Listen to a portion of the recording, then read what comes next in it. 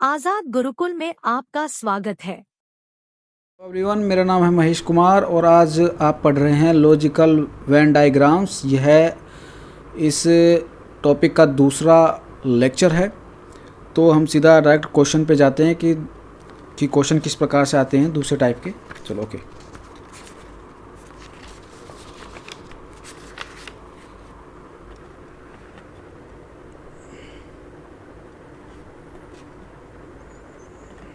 यह आप एक बार देख लीजिए। इसमें देखिए क्वेश्चन में बोल रखा है कि ऐसा कोई क्वेश्चन दे दिया जाएगा और आपको बोल दिया जाएगा कि ये चीज़ हैं और ये कुछ आकृति आपको दे रखे, कुछ नंबर्स आपको दे दिए जाएंगे और उसके अकॉर्डिंग आपको क्वेश्चन के आंसर देने हैं। ठीक है, तो मैं पहले क्वेश्चन को पढ़ता हूँ, आप भी देखिए कौन सी संख्या सभी आकृतियों से संबंधित है। देखिए हमें वो संख्या निकालनी है इसमें कि जो सभी आकृतियों से संबंधित है। ठीक है, अब देखिए यदि मैं 8 की बात करूं तो 8 जो है यह गोले में है और इस 1 2 3 4 5 6 षटकोण वाले और इस आकृति में भी है। ठीक है, लेकिन हमें क्या पूछा, सभी आकृतियों वाला, तो 8 तो गलत हो गया। अब हम 7 की बात करें, 7 तो सिर्फ गोले में दिखा रखा है, 1 भी सिर्फ गोले में दिखा रखा है, 5 भी सिर्फ गोले में दिखा रहा है, ये तो गलत हो गया। ठीक है, 4 भी गलत हो गया क्योंकि षटकोण वाली आकृति में दिखा रखा है। ठीक है, और 9 भी हमारा गलत हो गया। 6 की बात आई तो 6 जो है यह देखिए गोले के अंदर है, ठीक है, और त्रिभुज के अंदर है, लेकिन इस वर्ग के अंदर नहीं है, तो यह भी गलत हो गया। अब 3 की बात करूं तो यहाँ पर देखिए कि यह गोले में भी आ रहा है, त्रिभुज में भी आ रहा है, वर्ग में भी आ रहा है, षटकोण वाली आकृति में नहीं आ रहा है, तो 3 भी गलत है। 2 भी ऑब्वियसली गलत होगा क्योंकि देखो त्रिभुज में भी नहीं आ रहा, इसमें भी नहीं आ रहा, ये इसमें और गोले में आ रहा है, वर्ग में और इस गोले में, तो ये भी गलत है। 4 भी गलत होगा क्योंकि गोले और इसमें वर्ग में आ रहा है। ठीक है, 1 और 3 तो गलत है ही क्योंकि वर्ग में आ रहा है, इन आकृतियों में नहीं आ रहा। तो हमारे पास ऑप्शन क्या बच जाता है हमारा, डी, इनमें से कोई नहीं। ओके, चलो अब आपको मैं अगले क्वेश्चन के बारे में बता देता हूँ। अगला क्वेश्चन है, उन संख्याओं का योग क्या है जो केवल 2 आकृतियों से संबंधित हैं। देखिए हमें वह 2 आकृतियों की संख्या निकालनी है जो 2 आकृतियों में। ठीक है, देखिए हमारे पास 9 जो है यह 3 आकृति में है। ठीक है, त्रिभुज में है, गोलाकार में है और किस में है, इसमें षटकोण वाले आकृति में। तो हम 9 को तो ले नहीं सकते, 4 को नहीं ले सकते, ये तो सिर्फ एक आकृति में। 8 है, यह 2 आकृति में, देखो षटकोण वाली आकृति में है और गोला वाली आकृति में आ रहा है, तो हम इस 8 को लिख लेंगे 8। देखिए अब इसमें योग पूछा है तो हम प्लस का निशान लगाएंगे। अब देखिए 9 तो हमारा गलत हो गया था। बात आई 6 की। 6 देखिए इसमें गोले में भी है और त्रिभुज में भी है, तो 2 आकृतियों में हो गए, तो हम 6 को ऐड कर लें। ठीक है, 3 देखिए 3 नहीं हो पाएगा क्योंकि देखो त्रिभुज में है, वर्ग में है और गोले में है, ये 3 नहीं हो पाएगा, ये गलत हो गया।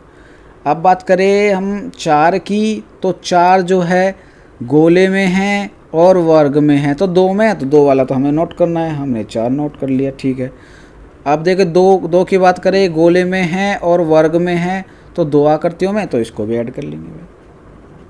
ठीक है, अब और जो है और सभी 1 या 3 आकृति में मिलेंगे। देखो 1 है गोले में है, ठीक है, 3 है वर्ग में है, 1 है वर्ग में है। ठीक है, तो ये नहीं है, जो भी हमें नोट करना था नोट कर लिया। अब उसके बाद कैलकुलेट करेंगे, 8 6 14, ओके, प्लस 4 2 6 और कितना हो गया, ये हो गया 20। तो हमारा जो भी आंसर में 20 होगा तो हम 20 कर देंगे, बी आंसर, ये रहा 20, हमारा सी आंसर हो जाएगा। ठीक है, अब हम अगले क्वेश्चन की तरफ चलते हैं। अगला क्वेश्चन नंबर 3 देखिए, उन संख्याओं का गुणनफल क्या है जो केवल 3 आकृतियों से संबंधित है। अब हमें 3 आकृतियों से जो संख्याएं हैं उनका गुणनफल ज्ञात करना है। ठीक है, 4 है, 1 आकृति में आ रहा है, गलत है। 8 है, 2 में आ रहा है, गलत है। 7 है, 1 में आ रहा है, गलत है। 1 आकृति में आ रहा है, गलत है। 5 है, 1 आकृति में आ रहा है, गलत है। 2 है, 2 आकृति में आ रहा है, गलत है। 3 और 1 ये 1 आकृति में आ रहा है, गलत है।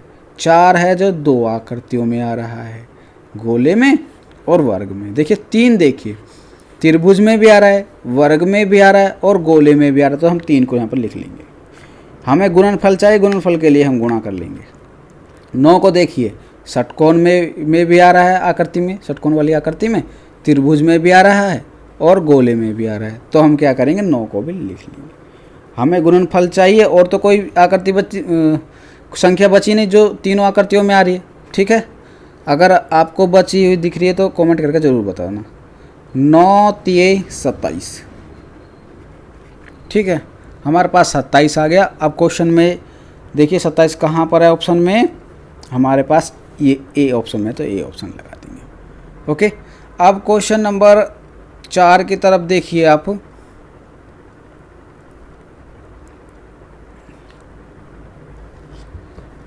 चार, उन संख्याओं का योग क्या है जो केवल एक आकृति से संबंधित है।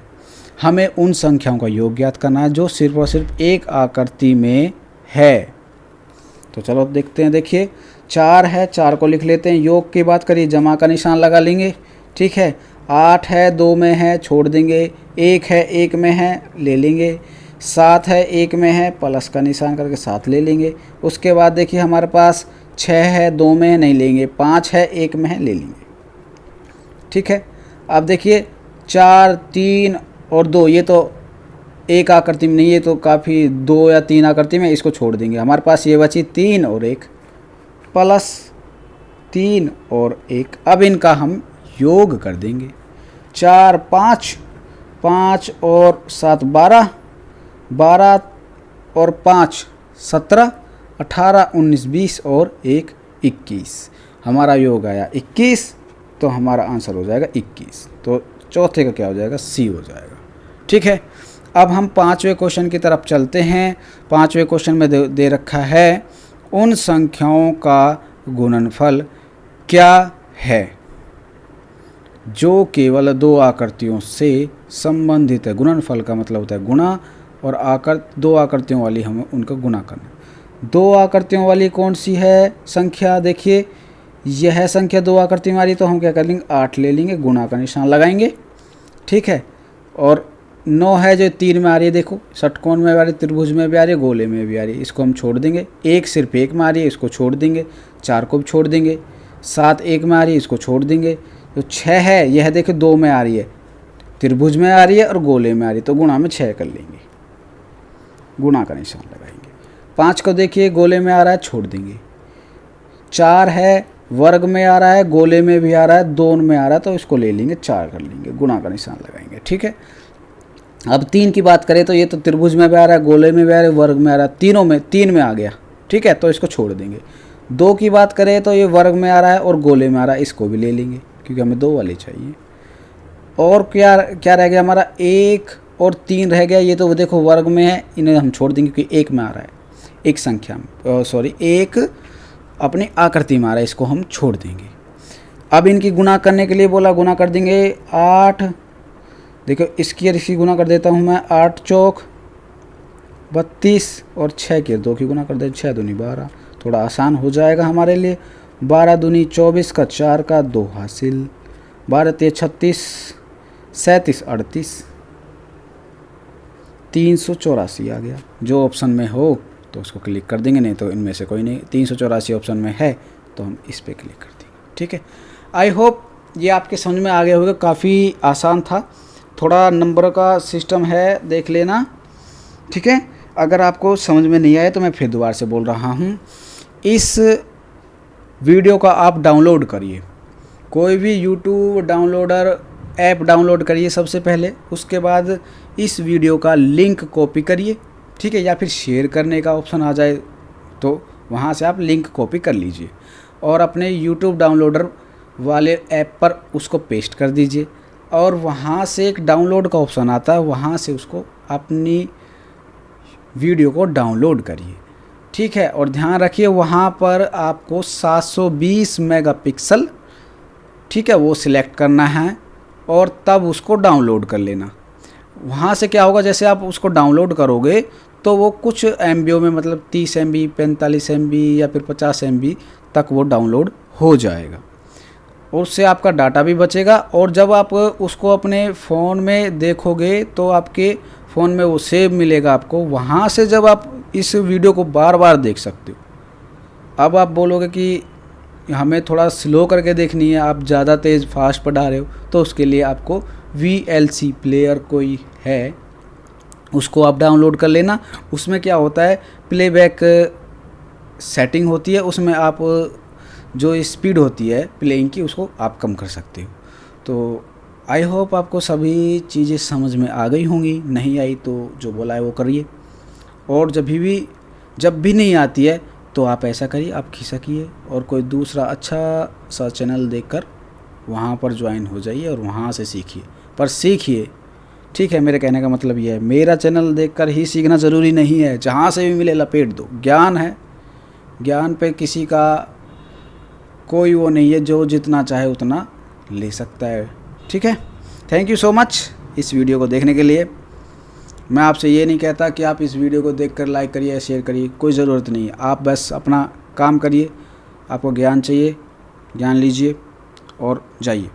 Thank you so much.